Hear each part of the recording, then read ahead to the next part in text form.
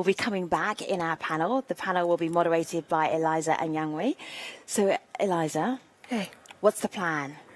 So the plan is to wake up the last people who are here, All right. make sure that they're listening. What I was very excited about was the fact that we have the Southern voice, right? We have a minister, we have someone who's talking on behalf of philanthropic capital, we have a grassroots voice in Million, and we have, people who understand the role of the UN system and agencies. So if we can get a bit of a mud fight without the mud, that would be great. And so we'll try and engage you as well with some questions so that there's audience participation also. Excellent. All right, I'm looking forward to that. I'm now going to. You set it up. I was like, what are you doing? And it's like, okay, we're going to end it with a feisty panel. Absolutely. Hopefully, that is the plan. Hopefully. You are moderating this panel. I'm going to hand over to you. Thank you very much. And I'm going to enjoy listening to it. Thank you. May my panel please join me on stage? Could you please welcome them up with whatever's left of your energy and a round of applause?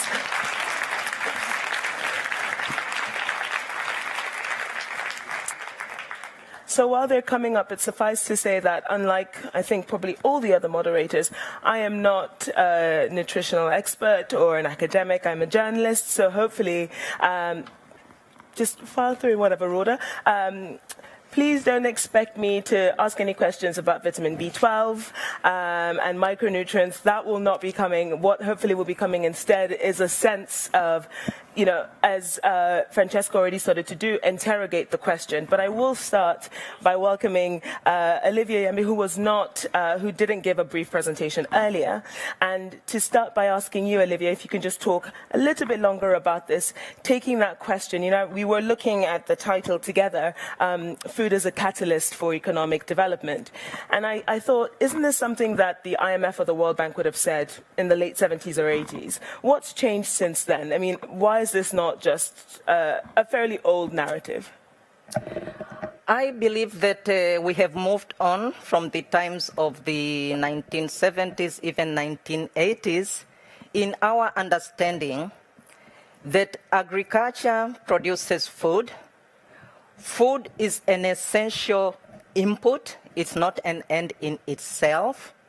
And there are a number of pathways through which food, and now sustainable food and food produced sustainable and sustainable diets, will be an input into overall health, nutritional well-being, and creating the type of human capital that can engage in activities that stimulate the economy. There is a lot of interdependence, and most important to realize that when we have debates, if it's about agriculture, we talk about agriculture. If it's about food, we talk about food. If it's about health, we talk about health. But for good nutritional outcomes, for a population that is well-nourished, educated, engaging in productive activities, food, health, and care are each necessary, but alone not sufficient for us to get the results we are looking for. And this gets us into the necessity of planning from a multi-sectoral platform. With all its challenges, it is doable.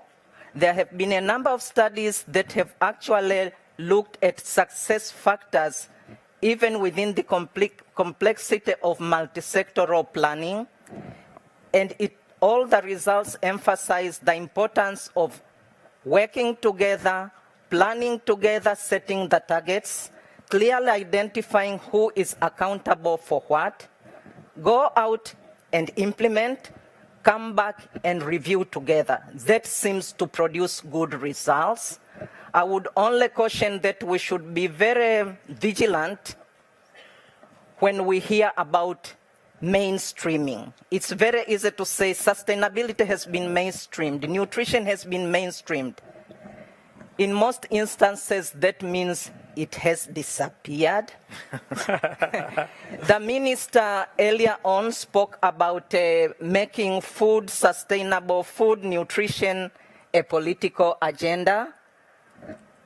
I would challenge the minister with his team to look into this and to see if it can be included even in the political manifestos of the parties during campaigns, but go beyond that commitment that comes through during campaigns and make a pact, an agreement to develop scorecards 6 months unto 10 months unto, and to see if this commitment during campaigning to win votes is actually translated into resource allocation and the actual results measured by outcomes in a healthy, vibrant, nutritious population. So Olivia, let me ask you now, and actually I did you a disservice because I didn't properly introduce you. So you are co-chair of the Sustainable Food Systems. Is that correct? Have I said it's that? It's a panel of experts. Fantastic. Which Olivier de Schutter, who co-chairs that with you, is on the EAT Advisory Board.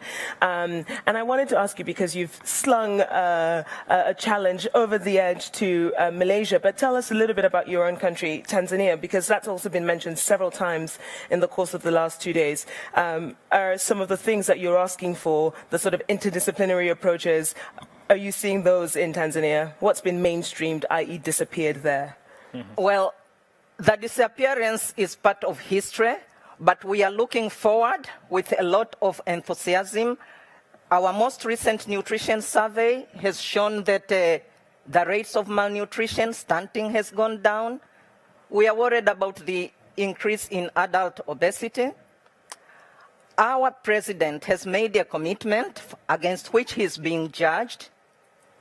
He is a member of the Sun Leadership Group. But multi-sectoral platforms have been created, chaired through the Prime Minister's office, who has a convening power, because if you just make it agriculture or health, sometimes they cannot convene the Ministry of Finance. Resource allocation has been increased. Unfortunately, our last public expenditure review for nutrition shows that only 23% of the budget against the National Nutrition Strategy is actually funded. And when you translate that into efficiency of allocation and targeting, you are losing out quite a bit. We are still trying to understand all the factors that have contributed to the decline in malnutrition, stunting over a period of 6-7 years. But we do believe with the commitment and the multi-sectoral platforms, accountability, checks and balances, engaging very much civil society is going to increasingly make a difference. Okay, well, I wanted to come to civil society, but first, Francesca, can I ask you a question? Because as we're still sort of trying to place the context within the Global South, and you know, to be a bit controversial, do you think WHO took its eye off the ball? I mean, the questions of well-being and health as part of agriculture are not necessarily new concepts, but why at the height of monoculture and agricultural development was WHO not asking for the recommendations you made just a few minutes ago? Well, WHO is reaching out to the other sectors. I think that's a new fact, because in the past we've somehow been confined to our leadership in the health sector, in our leadership in the normative work. Now we understand that, first of all, we need to partner. We need to partner with our colleagues in the UN system, for example, FAO. We're going to be collaborating with the Committee for Food Security in making sure that some of these policies actually get picked up by the other sectors. The Minister will know that it's very difficult actually to have this collaboration across sectors.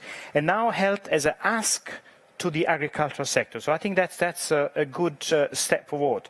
Now I think we need to be powerful enough in health to be able actually to convince the other sectors that they have to implement these policies.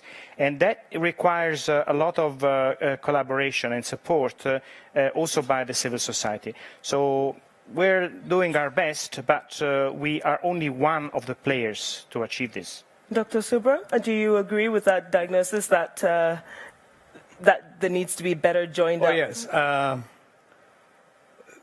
That's precisely the reason why I'm here. I think when Gunhill heard me in the World Economic Forum, it was on the development of healthy community, which was actually an interaction of multi-sectoral involvement. And going back to what the question which was asked by the previous speaker as to whether it can become the election manifesto of governments, that's exactly what I was trying to propose just now in my speech. Is agriculture has been election manifesto. Increasing production in agriculture has been an election manifesto, and consequent upon that, governments have increased irrigation, for example, increased roads to rural areas. This has become a results of election manifestos which were based on agriculture. But now, only in ICN2, WHO and FAO brought the interlink between agriculture and nutrition. And said now agriculture has to be looked from a nutritional point of view, and which is factual. Why do human beings eat food anyway? It's for the purpose of nutrition. But this connectivity has not been highlighted before, and you cannot blame governments for that. And now, once you've highlighted, there is a need to refocus this, that we are not talking about agriculture per se, but we are talking about agriculture in the wake of nutrition. And that is why I said it has to become a populist movement, where it has to start from the grassroots, who actually demand that agriculture has to provide us the diversity of food which we need, so that that diversity gives us a wholesome meal, which was described very well today by many speakers. So that is why, and you listen carefully to what I said, that momentum has to rock the political base. And when the momentum rocks the political base, necessarily become political agenda. And that will become a manifest in election manifestos. And that is the way to go forward. I think, so that's why I did suggest, you are not here just now. Probably it has also to consult with political leaders. Well, I think that then provides a very neat segue to you, Million, because you represent the guys at the grassroots, right? Now, from what you were saying earlier, there's a very clear sense of concern over, sea diversity and preserving culture, but are you also trying to empower people to ask from their leaders what they need in their food systems? I think the relationship between African governments and African civil society is very rocky.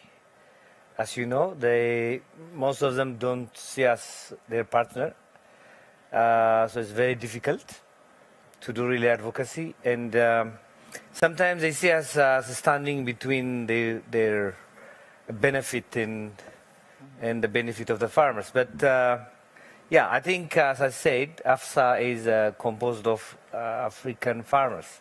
There are big farmer organizations in Africa who do make up AFSA. So we needed to have a concerted voice so that governments will not have an opportunity but to listen to us. But it's not only mud throwing, you see, what we want to do. We want to give also an alternative, to show them an alternative.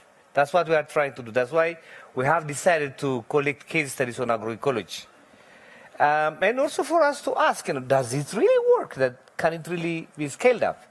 So how can we even convince Bill Gates to support more agroecology instead of in the green revolution and whatever?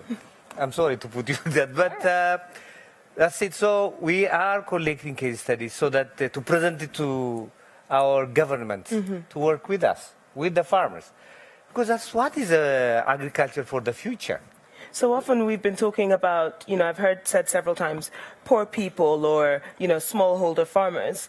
And, that becomes a bit of an abstract concept. Tell us about who these people are. Paint us a picture. What do they need? I work very, very closely, and I listen to farmers because we have this methodology called participatory mapping, and we spend weeks with local communities. And they need change. And because the economic environment is changing, the social environment is changing, climate is changing. But actually, they want to practice what they used to practice, but in a better way. Because there are other practices outside of the continent, in other countries, which can help them.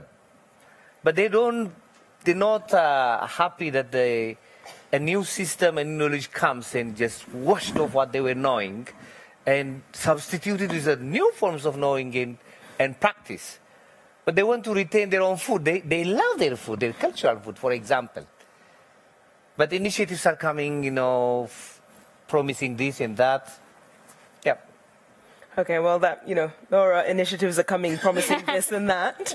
How would you answer to that? And I think actually also your position is brilliant because you bridge the gap between these communities and the ones where you've worked and lived. So, tell us a bit more about delicately going in and introducing change.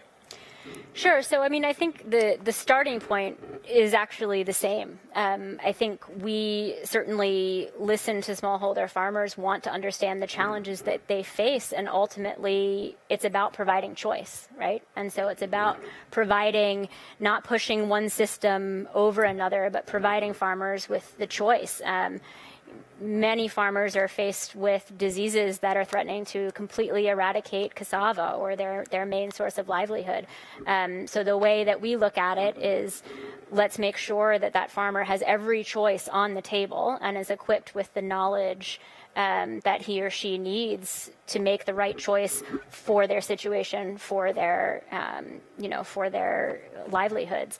I think of an example of when I was in Bangladesh and sort of this painting this picture of the poor smallholder.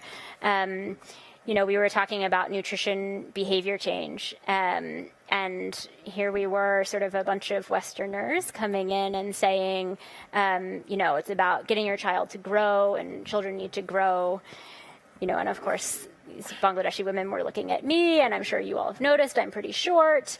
And they were kind of going, yeah, we don't really want to give birth to larger kids. And we changed the entire narrative to actually talk about cognitive development, because that's what nutrition is about. It's about health as well as cognitive development. The moment we change that narrative, that is something aspirational for Bangladeshi women. They want their kids to actually be in school longer. They want them to be able to learn. They will do anything to ensure that. So I think it's about recognizing that these aren't just poor people who are going to accept anything we tell them, that we need to actually empower them with choice and allow them to be aspirational as well in the way that they'd like to be.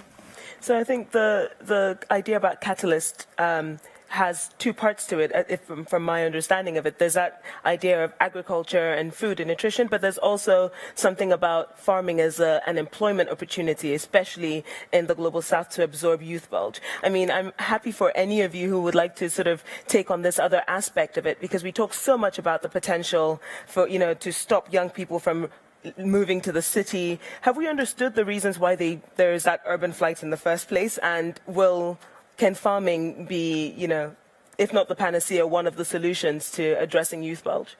Minister? I think definitely there is a role for that. As I said, there are about 500 million small farmers throughout the world, involving about 2 billion people. Of course, there's a huge potential. And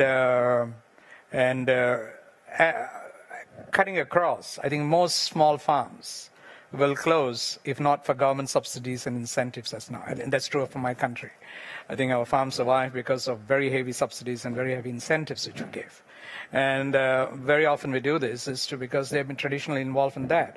And for them to be able to produce, although we are not importer of food rather than exporter.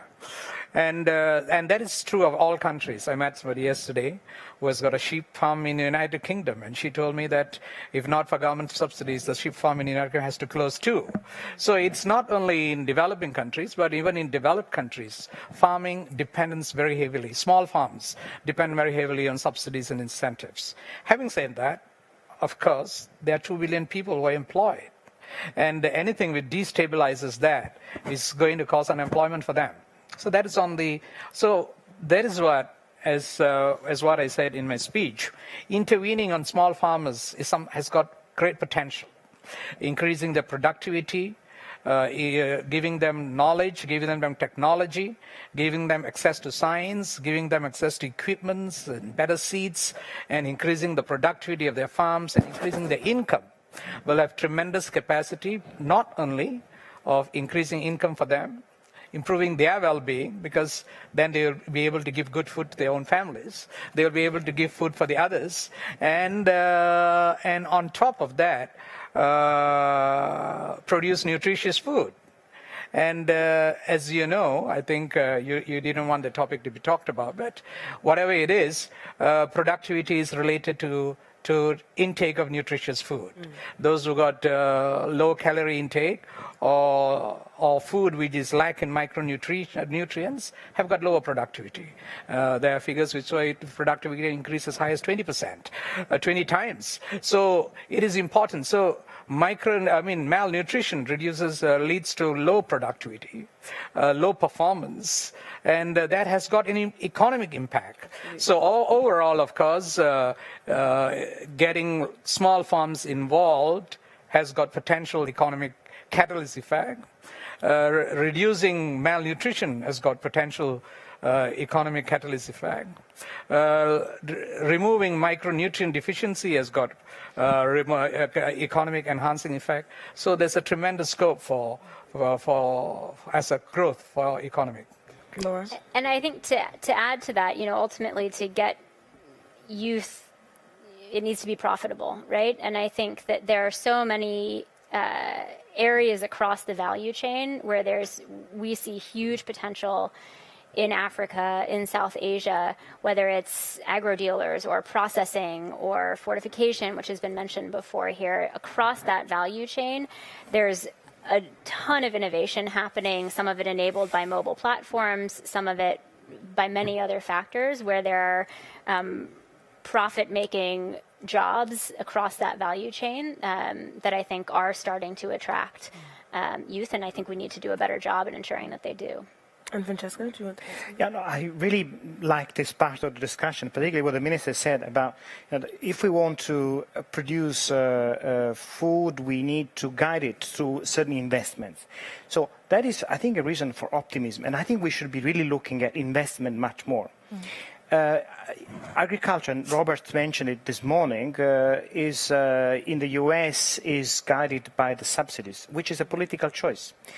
We still have in Europe a lot of the agricultural production which has been driven by the subsidies, and it's changing now in the common agricultural policy, but still that investment from the public sector is so crucial. The governments are the main economic actor when it comes to purchasing foods. The meals in schools, in public institutions, in the army, in the social protection. So if we had a different way to use that public money to guide the change in the food system, we would do it. Interesting.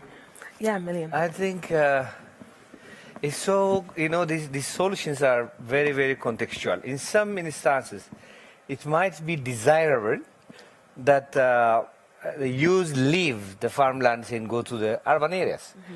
Because when they stay there, they result in land fragmentation. So the father has to divide the land among the family. And they would marry a wife, and they will have a family, then fragmentation. Mm-hmm. So that fragmentation would continue. So before that fragmentation continues and land becomes very small, then it's good that certain section of the community move out of the rural land. That's very much important. But there are other areas where, where you see in rural areas, old people only. Mm-hmm. So those areas, then you would have a concern. How do you incentivize the youth to go back to their farm area and farm? I think the best strategy for me would be to lead them into the production of agroecological organic farming. Because the market for organic produce is increasing, even in African cities. I've been speaking with my friends all over in African cities. They say that they need that kind of food instead of junk food, basically. Okay. I have several more questions, but to be true to my word, there's a lot of intelligence in this room. So if anybody has a question or a comment they want to make to the audience, otherwise we're very much happy to keep conversation going as we have had. But, please raise your hand if there are any, this is a sort of rare opportunity to have people who are not just speaking on behalf of, but work in those communities in the Global South where many of your initiatives are supposed to be touching. So any questions or comments? Late in the afternoon. Who is going to be brave enough? No one. Well, all right then. Well, that's the last time we're being innovative. Maybe. Yes. Can I throw a challenge? Please, throw a challenge. Throw away. Okay, I ended my presentation with a bit of a vision, trying to see what type of world we would like to see in terms of food system, in terms of health, nutrition. And there's one I didn't write because I'm a UN official, so I can't do that. Oh. But I'd like to say it. Controversy, please. I'd like to say it. So if somebody in the audience who can pick that up, maybe it would be an interesting dialogue. I would like to see a world in which the value of the stocks of food companies is not based on the increase in the volume of sales of infant formula, but on the decrease. So it's not totally realistic. There are some indexes, such as the Access to Nutrition Index or the FTSE for Good Index, which are based on social responsibility. Now, if you're talking about shared values, this is an important shared value. So those ratings should actually give an award to companies who are actually reducing that marketing instead of increasing it. Do you like the idea? I like the idea, but there's been neither booing nor hissing or applaud from the crowd. So I don't know if there's a few breastfeeding fans in the audience. Right, Olivia, you had wanted to add something as well. Time for controversy. No, I was going to go back to the issue of youth and their engagement in agriculture. Please. The young people I meet and discuss with, they are concerned about having money in their pockets. So if they engage in agriculture, smallholder, however so you define it, it has to be profitable. We are cognizant of the fact that most of this agriculture smallholder happens in rural areas. So we cannot look at agricultural production in small farms by youth as a stand-alone activity, because these youth want to be able to watch TV, they want to own a mobile phone, they want to eat well, they want to do the type of things that their peers in urban settings are kind of enjoying, even if that enjoyment is not well defined. Mm-hmm. So we are back to looking at the problem in a comprehensive manner. And maybe one thing we could go back to, without sounding like a central planning fanatic, to avoid the polarization between those who come in and would like to impose A, B, C, and D, can we look at the whole planning chain and identify points where the partnership and collaboration and technical support would help to steer the course forward from the planning and the planning process, so that technical inputs, even in the design of intervention, has already been done before the check or financial transaction comes in to provide the support for implementation. And that way we avoid this polarization of they came, we received. But that sounds like, again, there's a space for capacity building amongst, policymakers, right? It's one thing going off to the conference and signing with your donor partner, and something very different to be able to monitor, implement that at home. Minister, from your experience, what is your work? And before you were in Minister of Health, you're a Minister of Human Resources, working across ministerial departments and working with external partners. How do we do this to best effect? Is it capacity building? Is it training? What is it that policymakers need to be able to bring about the change that we want to see? I think it has to be a holistic solution. I mean, on one thing, there is a need for greater synchronization, particularly between I think this is common in most countries, between the ministries of agriculture and the Ministry of Health. In many countries, the agricultural ministry just makes the agricultural agenda, and the health ministry makes the health agenda. And very often the message which is given by the health ministry to the agriculture ministry is not taken. So in my ministry, I chair a council, which we call the Council for Nutrition, where the agriculture ministry attends, and other agencies which are interrelated to attend. So the nutritional agenda is actually given to all of them.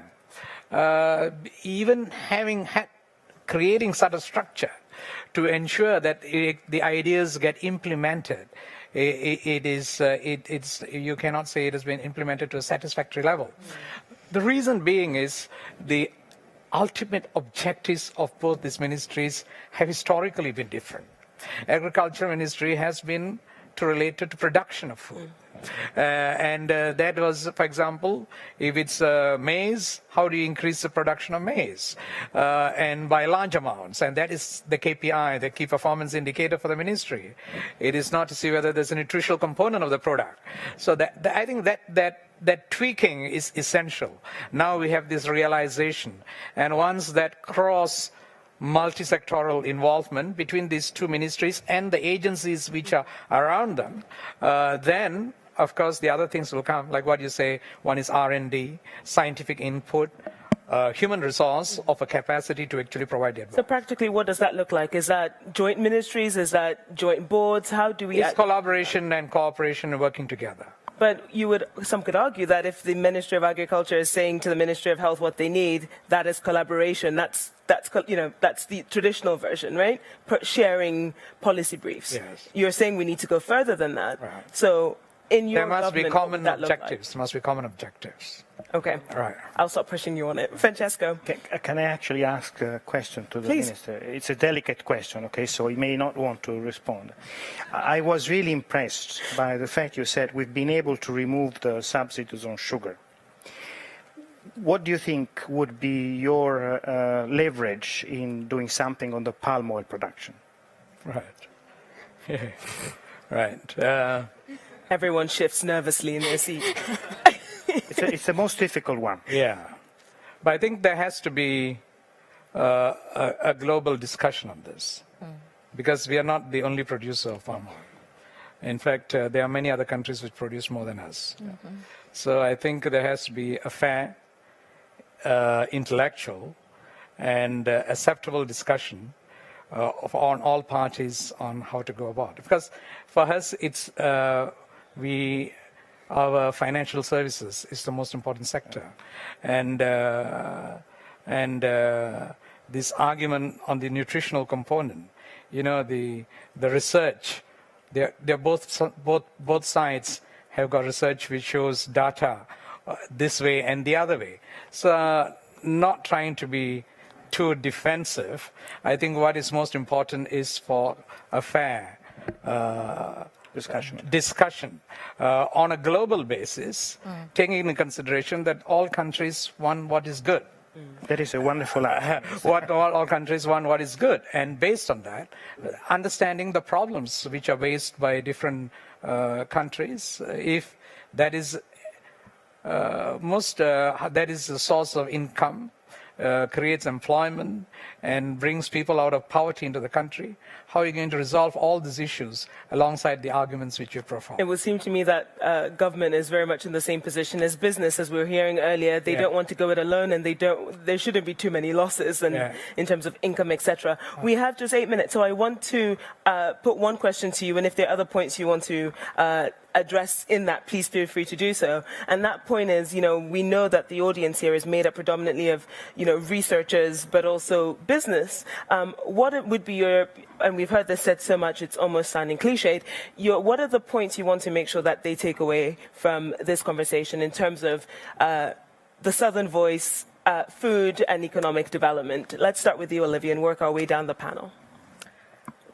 Dialogue, transparency, working together so that we can chart the course, the little steps we have to take jointly, and to hold each other accountable to the commitments with very clear agreed indicators. That was so succinct. Fantastic. Laura? I won't be nearly as eloquent. So I think two things.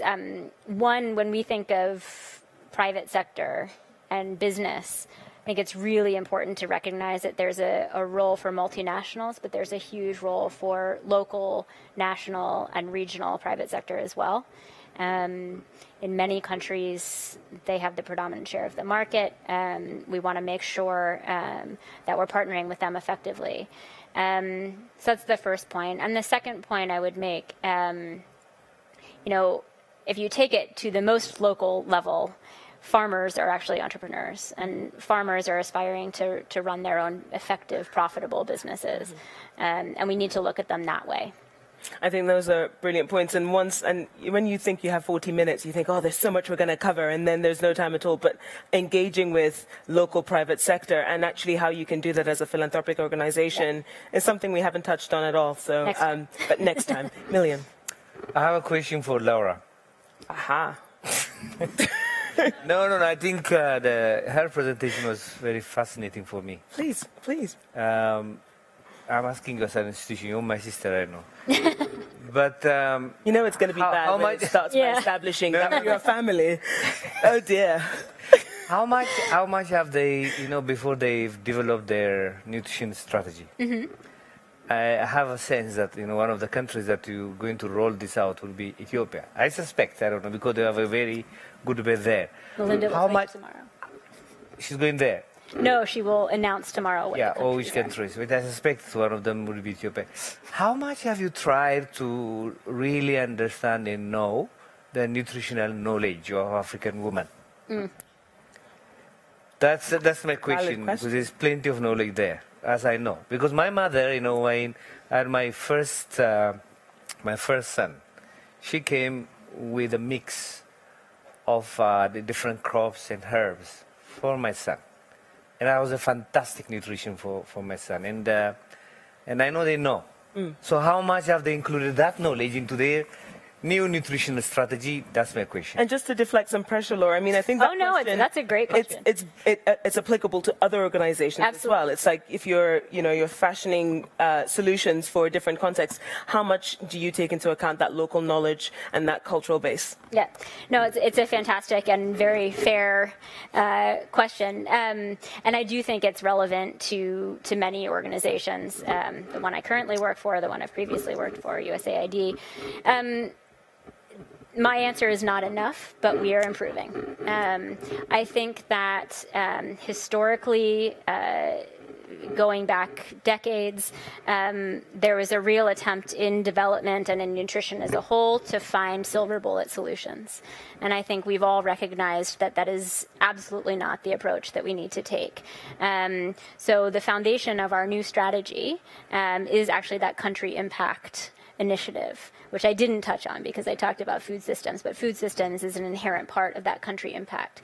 The approach that we're taking there, first and foremost, is to listen.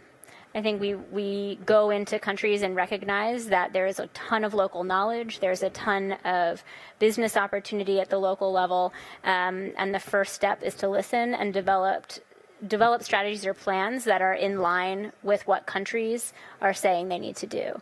I think we have moved as a nutrition community specifically now in the past 5 years towards a much more localized country-based context than we have previously. I think some of that is due to the scaling up nutrition movement, but I think with 3 minutes left, I'm sure I can't fully satisfy your answer, but I think we've improved. I think we need to hear many more voices and we need to listen better, but I ultimately think that as we think through shared outcomes with countries, that local knowledge is something that has to inform them. Do you think there's a bigger role for national, local intermediaries who will speak on behalf of the farmers or on behalf of local businesses? So, like the role that Million plays, are you talking enough to those types of organizations, if not to at granular level? Absolutely, and I think this goes for many of the global organizations in the room. The inclusive process is vital. And that inclusivity involves farmer organizations, it involves health centers, it involves ministries, it involves local and regional government, who in many of these countries actually have the power because it's quite decentralized. You look in Tanzania, for example, and the districts themselves now all have district nutrition officers. We have to listen to them about their priorities, and that inclusivity is what will actually make for a hopefully effective plan that's going to achieve our shared outcomes. Thank you. Million, did you want to add something else for the audience about what you think? Maybe on research. More research? Yeah, I think we need much more evidence on the value of agroecology as a future form of agriculture. We are collecting cases already. We are also doing our own research on agroecology. But we need more work on that. For more research. Fantastic. Francesco. I think we need visionary, enlightened policymakers, and we have many, which are making a big difference in the world. We need the ambitious solutions, and these ambitious solutions are possible. Policies, legislation, investments, we need to create consensus around that, and we also need to make sure that some of the actors can change their way of doing things and should not use the old system, which is lobbying, to push for their agenda. Somebody said today, we don't lobby, and we have the evidence, and Robert showed some of that's not the case. So I think we can interact only if the interests are clear and if we're honest about alternative solutions. Fantastic. And finally, to you, Dr. Subra. Right. I think we have to respect local communities, the customs and cultures which defines agriculture and nutrition and eating habits, and take recognition of that and work backwards towards nutrition and towards agriculture, and to ensure that the entire system actually reconciles. So if we do that, I think then the modern concept of nutrition and agriculture as an enabling factor will reconcile with the cultural norms which are prevalent on a community. I think it's important to respect all those components of that. Fantastic.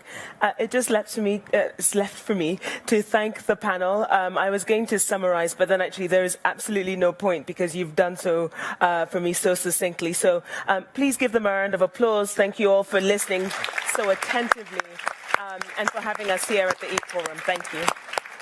Thank you very much, panel. Thank you very much. Thank you, Eliza. Sorry. I can highly recommend you go to Eliza's Twitter page. Do make your way off the stage, panel. Fantastic. So elegant. So charming.